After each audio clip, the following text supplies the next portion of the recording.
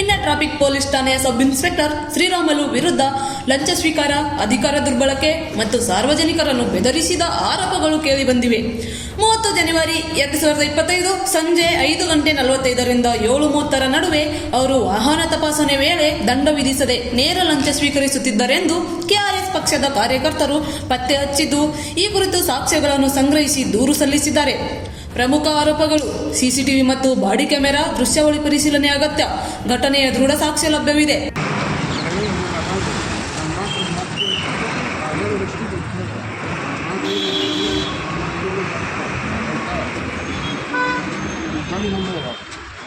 ಗೊತ್ತಾಯ್ತು ಬಿಡಿ, ಇಸ್ಕೊಂಡು ಜೋಬ್ ಒಳಗೆ ಇಟ್ಕೊಂಡಿದ್ದು ಗೊತ್ತಾಯ್ತು ಬಿಡಿ. ಆಯ್ತು, ರೆಕಾರ್ಡಿಂಗ್ ಆಯ್ತು ಬಿಡಿ,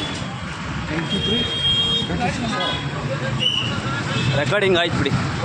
ಓಮಿನಿ ಇದೊಂದು 2 ಸಾರ್ವಜನಿಕರನ್ನು ಬೆದರಿಸಿ ಅವಾಚ್ಯ ಶಬ್ದಗಳಿಂದ ನಿಂದನೆ ಮಾಡಿದ್ದು ಸ್ಪಷ್ಟ. ಪೊಲೀಸ್ ನಿಯಮ ಉಲ್ಲಂಘನೆ, ಕರ್ತವ್ಯ ವೇಳೆ ಕ್ಯಾಪ್ ಧರಿಸಿರಲಿಲ್ಲ, ಬಾಡಿ ಕ್ಯಾಮೆರಾ ಆನ್ ಮಾಡಿರಲಿಲ್ಲ, ವಾಹನ ದಂಡ ವಿಧಿಸದೆ ನೇರ ಲಂಚ ವಸೂಲಿ, ಅಧಿಕೃತ ರಸೀದಿ ನೀಡದೆ ಹಣ ಸಂಗ್ರಹಿಸಲಾಗಿದೆ. ನಮ್ಮ ಹತ್ರ ಬರಬೇಡಿ, ನೀವು ದಯವಿಟ್ಟು ನಮ್ಮ ಹತ್ರ ಬರಬೇಡಿ. ನೀವು ತಗೊಂಡು ಸೈಗಾಕೊಂಡ್ಮೇಲೆ ನಮ್ಮ ಹತ್ರ ನೋ ರಿಜಿಸ್ಟ್ರೇಷನ್, ಹತ್ರಕ್ಕೆ ಬರಬೇಡಿ. ನನಗೆ ನೀವು ಸ್ಲಿಪ್ ಹಾಕಿರೋದು ಬಿಲ್ ಕೊಡಬೇಕು ಅಷ್ಟೇ. ನನಗೆ ದಯವಿಟ್ಟು ಹತ್ರಕ್ಕೆ ಬರಬೇಡಿ. ಲೈವ್ ಆಗಿಬಿಡುತ್ತೆ, ಆಮೇಲೆ ಹೇಳಿದ್ದೀನಿ, ಪೇಜಲ್ಲಿ ಲೈವ್ ಆಗಿಬಿಡುತ್ತೆ. ನೀವು ನಮ್ಮ ಹತ್ರ ಬರಬೇಡಿ, ದಯವಿಟ್ಟು ಬರಬೇಡಿ. ನನಗೆ ಓಮಿನಿದು ಒಂದು ಸ್ಲಿಪ್ ಕೊಡಿ.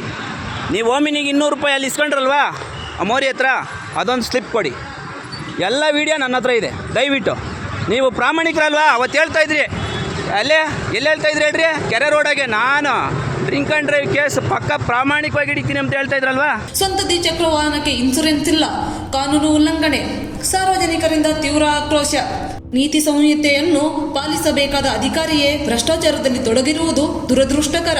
ಇಂತಹ ಅಧಿಕಾರಿಗಳು ಪೊಲೀಸರ ಮೇಲಿನ ವಿಶ್ವಾಸ ಕುಗ್ಗಿಸುತ್ತಿದ್ದಾರೆ. ಕೆಆರ್ಎಸ್ ಪಕ್ಷದ ಒತ್ತಾಯ: ನಿಷ್ಪಕ್ಷಪಾತ ತನಿಖೆ ನಡೆಸಿ ಈ ಅಧಿಕಾರಿಯ ವಿರುದ್ಧ ತಕ್ಷಣ ಕಠಿಣ ಕ್ರಮ ಕೈಗೊಳ್ಳಬೇಕು.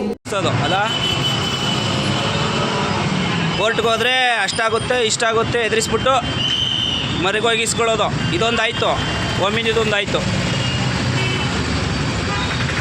ನಿಮಗೆಲ್ಲ ಕೊಡೋ ಸಂಬಳ ಸಾಕಾಗ್ತಾಯಿಲ್ಲ. ಸರ್ಕಾರ 70-80 ಸಾವಿರ ಸಂಬಳ ಕೊಡುತ್ತೆ. ಸಾರ್ವಜನಿಕ ಸರ್ಕಾರಕ್ಕೆ ಪ್ರಾಮಾಣಿಕವಾಗಿ ದುಡಿರಪ್ಪ ಅಂದರೆ ದುಡಿಯಲ್ಲ ನೀವು. ಸರ್ಕಾರಕ್ಕೆ ದುಡಿಯರಪ್ಪ ಅಂದರೆ ದುಡಿಯಲ್ಲ. ಇಸ್ಕೊಂಡು ಜೋಬಳಕ್ಕೆ ಇಟ್ಕೊಳ್ಳೋದು ಕಲ್ತ್ಬಿಟ್ಟಿದ್ರೆ. ಇಂಥ ಪ್ರಾಮಾಣಿಕರು ನಾವು ನೋಡಿದ್ದೀವಿ.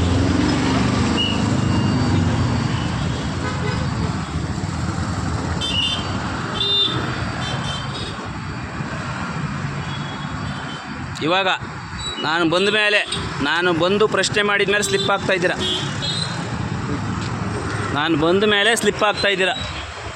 ಸಿಸಿಟಿವಿ ಮತ್ತು ಬಾಡಿ ಕ್ಯಾಮೆರಾ ದೃಶ್ಯಗಳನ್ನು ಪರಿಶೀಲಿಸಬೇಕು. ಭ್ರಷ್ಟ ಅಧಿಕಾರಿಗಳನ್ನು ಪೊಲೀಸ್ ಸೇವೆಯಿಂದ ಅಮಾನತು ಮಾಡಿ ಸಾರ್ವಜನಿಕರ ನಂಬಿಕೆ ಪುನಃ ಸ್ಥಾಪಿಸಬೇಕು. ಹಿರಿಯ ಪೊಲೀಸ್ ಅಧಿಕಾರಿಗಳ ಪ್ರತಿಕ್ರಿಯೆ ಇನ್ನೂ ಲಭ್ಯವಾಗಿಲ್ಲ.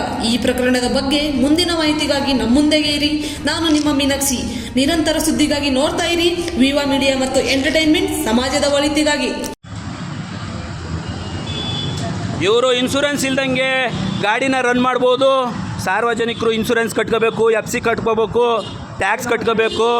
ಇವರು ಮಾತ್ರ ಎಲ್ಲ ದಿಲ್ದಾರಾಗಿ, ಯಾಕೆ ಯೂನಿಫಾರ್ಮ್ ಐತಲ್ಲ, ಯೂನಿಫಾರ್ಮ್ ಕೊಟ್ಟವ್ರಲ್ವ ಇವ್ರಿಗೆ. ಏನೇ ಕಳ್ತನ ಮಾಡಿದ್ರು ಆ ಯೂನಿಫಾರ್ಮ್ ಮರೆಯಲ್ಲಿ ಮುಚ್ಕೋಬೋದು. ಸರ್ ಇನ್ಶೂರೆನ್ಸ್ ಇಲ್ವಲ್ಲ ಸರ್ ನಿಮ್ಮ ಗಾಡಿಗೆ? ಇಲ್ಲ, ಇನ್ಶೂರೆನ್ಸ್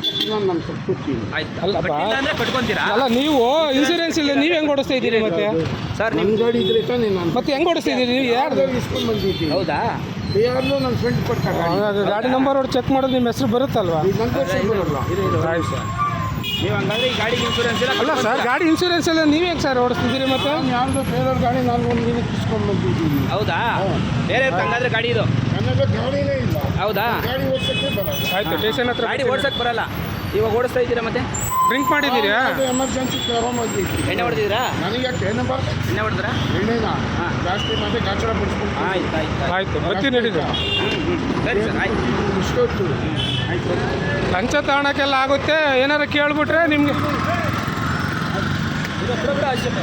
ಅವ್ರ ಹತ್ರ ಮಾತಾಡ್ತೀಯ ಮೊಬೈಲ್ ಯಾಕೆ ಕಿತ್ಕೊಂತೀರಿ ಸರ್ ನೀವು? ಮೊಬೈಲ್ ಏನಕ್ಕೆ ಕೊಡ್ತಾ ಇದ್ದೀರಾ?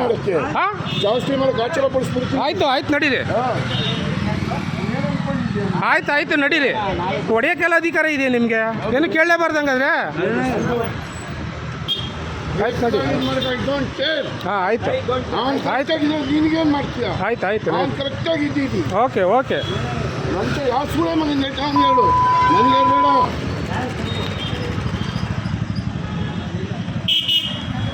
ನೋಡಿ ಲ್ಯಾಂಗ್ವೇಜ್ಗಳು ಹೆಂಗೆ ಅಧಿಕಾರಿಗಳು. ನಾನು ಎದುರಿಸ್ತೀನಿ.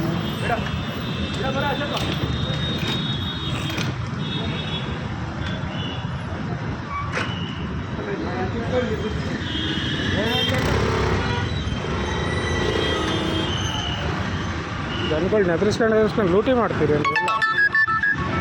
ನೋಡಿ ಹೊಡಿಯೋಕ್ಕೆ ಬರ್ತಾರೆ, ಪ್ರಶ್ನೆ ಮಾಡೋಕ್ಕೆ ಹೋದರೆ ಡ್ರಿಂಕ್ ಮಾಡಿದ್ದಾರೆ ಅವರು. ನಡಿ ಸ್ಟೇಷನ್ ಹತ್ರ ಹೋಗೋಣ.